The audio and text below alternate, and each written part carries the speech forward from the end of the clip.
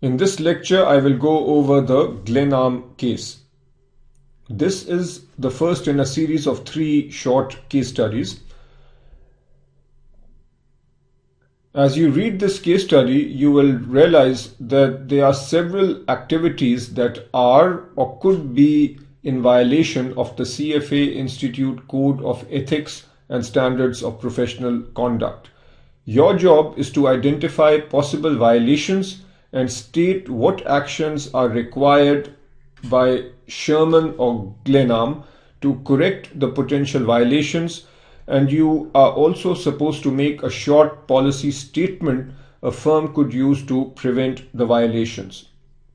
My recommendation is that you read this case study from the curriculum. It is fairly short, and then you come up with the possible violations, actions, and the appropriate policy statement. Do this before looking at the case discussion in the curriculum. If you are working as a group, it would be interesting to have a group discussion before you look at the solution in the curriculum. The solution is in the form of a case discussion. It is not a classic solution the way you see in regular practice problems.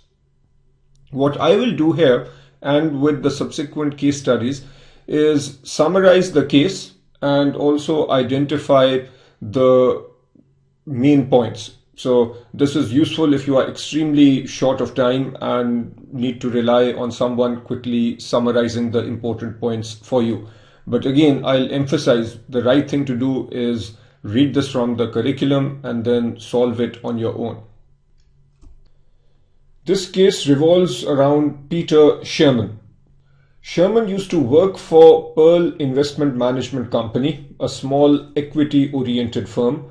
While at Pearl, Peter developed contacts with several companies in emerging markets, and in addition to doing research work for Pearl, Peter Sherman also started doing consulting work for these companies in emerging markets. And the management at Pearl was aware of this additional consulting work, so no issue there.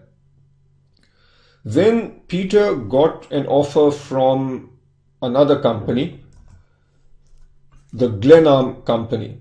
Glenarm is also a small equity-oriented firm. So the offer that Glenarm made was extremely attractive, and Sherman left Pearl and joined Glenarm. But there was an issue during the transition. So Sherman has not yet resigned from Pearl. While still at Pearl, but once he has accepted the offer from Glenarm, Sherman started speaking to clients, Pearl's clients, in the evenings. So after his work time, he would speak to clients and convince them to do business with Glenarm once he joins Glenarm. So clearly this looks like an issue. So let's go a little deeper. Is it okay for Sherman to speak to Pearl's clients in the evening, so he is done with his regular work hours, and ask those clients to not give their business to Pearl and wait for him to join Glenarm and then give their business to Glenarm instead? So clearly this looks like a violation, and in fact this is a violation of standard 4A, which is duties to employer and specifically to do with loyalty. This standard states that in matters related to their employment, members and clients must act for the benefit of their employer and not deprive their employer of the advantage of their skills and abilities. Members should not divulge confidential information or otherwise cause harm to their employer.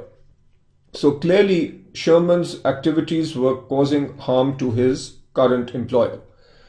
Now, is it okay for Sherman to approach companies that Pearl had rejected? So companies or potential clients with whom Pearl has no intention of doing business. There the answer is that it is actually okay for Sherman to approach those entities. The case goes on to mention that before leaving Pearl, Sherman took a fair amount of material with him. And this again is a major violation of Standard 4A. Anything that could classify as Pearl's intellectual property should not be taken unless there is explicit written permission from Pearl to take that information or to take that intellectual capital. So two major violations in the context of Standard 4A. Now, once Sherman joins Glenarm, there are issues here also because, as I mentioned, while at Pearl, Sherman developed contacts with several companies in emerging markets and started doing consulting assignments for those companies. The management of Pearl was aware of these relationships and these consulting assignments, so that was not an issue. However, when Sherman came to Glenarm, he did not disclose the relationships with these clients. And in fact, Sherman continued to do consulting assignments for these companies without Glenarm being aware of this relationship. Here there are several violations of the code and standard. One has to do with Standard 4B, which is duties to employers, disclosure of additional compensation arrangements. Under this standard, members and candidates must not accept gifts, benefits, compensation, or consideration, or might reasonably be expected to create a conflict of interest with their employer's interests unless they obtain written consent from all parties involved. So here Sherman did not get written consent from all parties involved, and there is a potential conflict of interest because Sherman is potentially writing research reports on companies and at the same time doing consulting assignments privately for those same companies. So this is a violation of 4B. It is also a violation of 6A and 1B. According to Standard 6A, which has to do with disclosure of conflicts, clearly there are potential conflicts that I just talked about, and these were not disclosed. Note that there is a relationship or similarity between Standard 6A, disclosure of conflicts, and Standard 4B, which is duties to employer, disclosure of additional compensation arrangements. So they are related but different, and both are being violated here.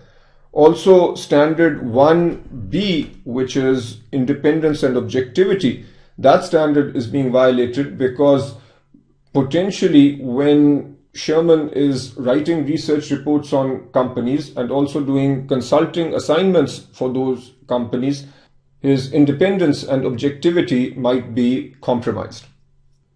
Coming now to the policy statements, and this is fairly self-evident. With regards to loyalty to one's employer, here is the policy statement that both companies, Pearl and Glenarm, could come up with.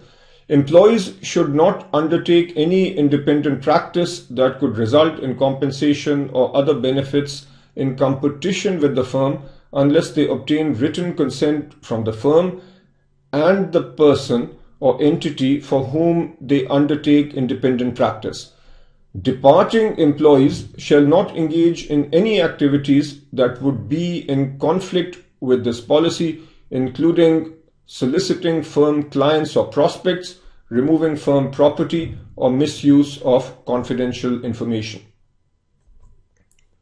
With regards to disclosure of additional compensation and conflicts, here is a possible policy statement.